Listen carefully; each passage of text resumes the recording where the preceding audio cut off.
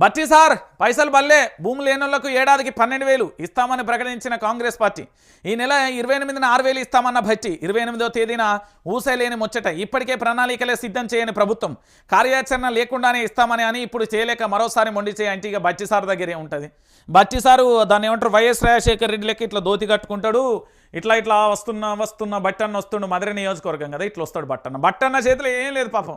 ఉత్తి అమాయకుడు పాపం సీఎం కావాల్సిన వ్యక్తిని తీసుకుపోయి పక్క పెట్టి డిప్యూటీ సీఎం ఇచ్చిళ్ళు. మా బట్టన్న అమాయకుడు అండి. బట్టి గారు కూడా రేపో మాపో సీఎం అవుతారు, దీంట్లో ఎలాంటి డౌట్ లేదు. బట్టన్న పాపం హామీ ఇచ్చిందంటే వాళ్ళు పైన చెప్పింది చేస్తాడు. పాపం బట్టన్న చేతిలో ఏముంది మీరు అనుకుంటారా? బట్టి విక్రమార్క దగ్గర ఫుల్ పవర్స్ ఉన్నాయని. బట్టన్న చేతిలో ఏం లేదు, అన్ని పవర్లు రేవంత్ రెడ్డి దగ్గరనే ఉన్నాయి.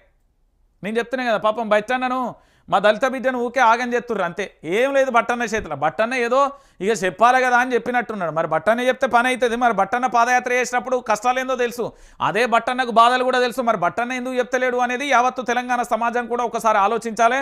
బట్టన్న చేతిలో ఏం లేదు, జర బాధపడకుర్రి. బట్టన్న అవసరమైతే పూర్తి స్థాయిలో బట్టన్న చేతిలో ఏమున్నది ఏం కథ అనేది కూడా మీరు చూడుర్రి. కానీ బట్టన్న ఏదో దాన్ని ఏమంటారు ఉపోసకో మాట చెప్పారు, దాన్ని సీరియస్గా తీసుకోకుర్రి. బట్టన్న చేతిలో ఏం లేదు. రైట్, ఇదేంది